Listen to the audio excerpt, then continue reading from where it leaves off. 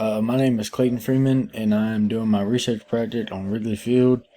Here's a picture of the Cubs playing inside the stadium. This was about 3 years ago.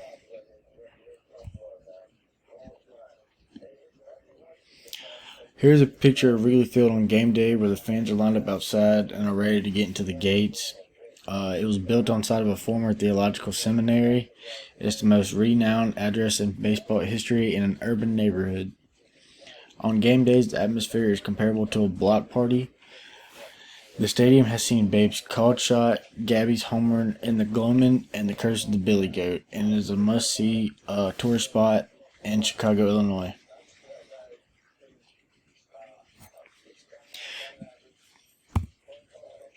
Okay. The stadium was designed by Zachary Taylor Davis and Charles G. Davis, who were brothers. The steel and concrete was built in 1914 at the corner of Addison and Clark Street. It cost $250,000 and took 2 months to complete, and it has a capacity of 1,300 and was the first named Weigman Park.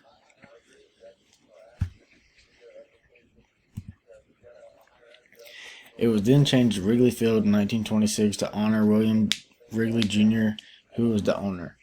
The bleachers and scoreboard came in 1937 when the outfield was renovated to provide additional seating.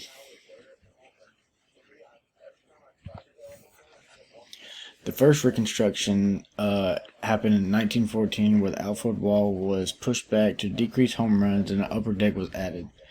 The bleachers were shaped like a boomerang. The hand-operated scoreboard came later down the road, and the ivy on the outfield brick walls. The entrance, they had an Art Deco marquee, and it was once painted green, but then later got changed to red.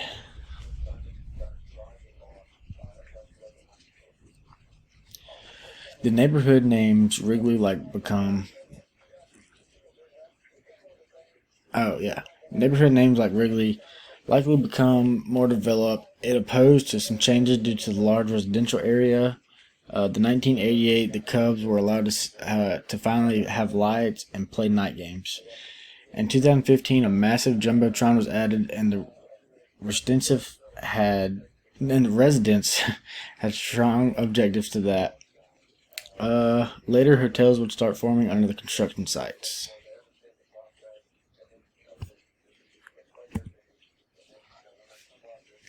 In 1916, the Cubs moved into Weigman Park. Today, it is the second oldest stadium in use in professional baseball.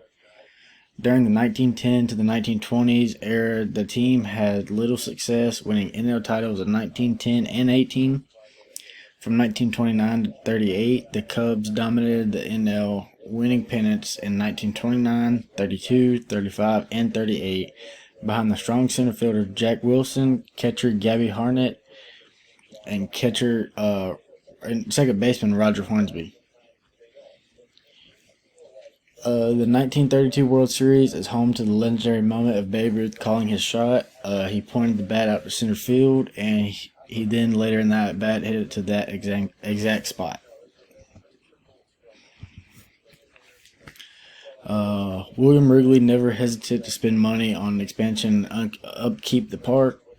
The stands were double-decked in time for the 1928 season, and the new bleachers were added to right field to center field to increase capacity by 14,000. However, a problem came from the disorganization appearance of ushers. They were recruited and found in the streets before the games for families. They would be sons, moms, dads, daughters, kids, grown-ups. Didn't matter who you were as long as you wanted to work. One afternoon, Andy Frain approached Box Seat and told him that he could do a better job at organizing. Frain had success at the Chicago Stadium where the Blackhawks hockey played. He would then be put in charge of hiring and organizing the field ushers. He taught them how to act politely and professional and what to do during games and after games.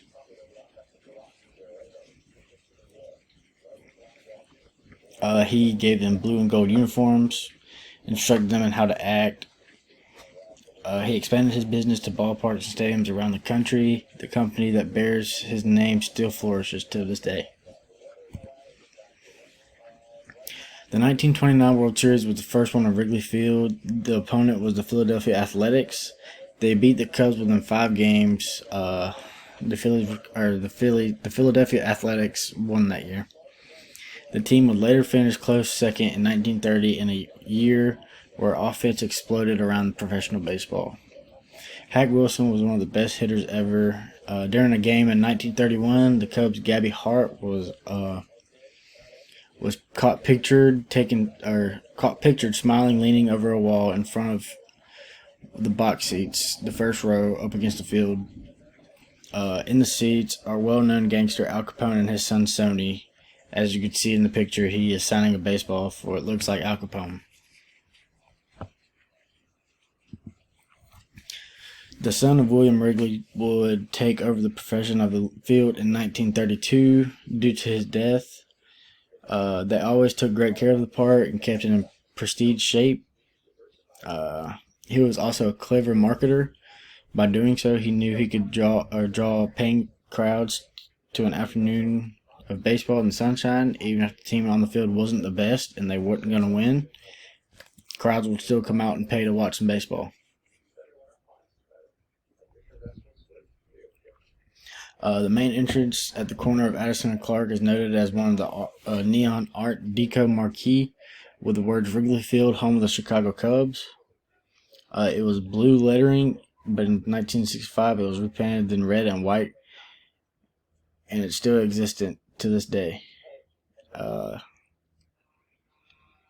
In 1937, the bleachers were expanded and most importantly raised. They had been on the field level, but who would know how to be elevated to their present height of just being above the brick fence? While Wrigley claimed this was done in order to give fans in the section a better view, in truth, the change was as much a product of necessity as anything else. The grounds crew needed space, created beneath the new bleachers to store their mowers, rollers, and chalkers. This is where the batting practice turtle is hid, and other things for field work. To generations of Wrigley Field patrons, the voice of public address announcer Pat Piper was a familiar part of the game day experience. Piper, a former popcorn and peanut vendor at the Old West Side Park, served as the announcer at Clark and Addison from 1916 until his death in 1974. He was most known for his signature call, "Attention, attention, please. Have your pencil and scorecards ready, and I'll give you the correct lineup for today's game." In 1990, Wrigley Field hosted its first All-Star game in nearly 30 years, a 2-0 American League victory. It was only the third All-Star game ever played in friendly confines. In 1947, the American League bested the National League 2-1. National League always seems to get beat. As the final decade of the 20th century approached, the cookie-cutter stadiums, which had been universally panned in the beginning, were now increasingly obsoleted. Fans in Pittsburgh, Cincinnati, St. Louis, Philadelphia, and other baseball towns waxed nostalgic, whatever that word is, about the long-lost Fields of Dreams. One of the classic ballparks, only three remained: Wrigley, along with Fenway Park in Boston, and Tiger Stadium in Detroit. Sorry. Wrigley Field endures. In the 2004 season, the Cubs drew over 3 million fans at Wrigley Field for the first time in franchise history. The Cubs owner, Tom Ricketts, understandably wanted to tap new revenue sources from the aging park, and one of those ways was with more and more advertising signage. He also proposed was a controversial high-defined jumbotron above the left center field bleachers, once a haven for the daytime baseball. The 2014 Cubs schedule included more than 40 home night games.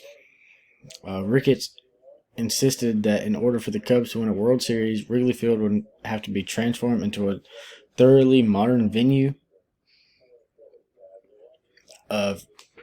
Regardless of what the future held for this classic ballpark, as it celebrated its 100th birthday in 2014, it would still remain the friendly confines to legions of baseball fans.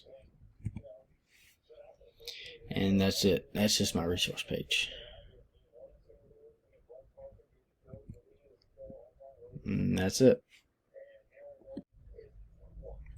I would like to go back and just show you some of the pictures. In this picture, it's basically the first ever construction build of the stadium. This is a picture from the parking lot facing the entrance to the stadium. This is a picture from the seats in left center to right center.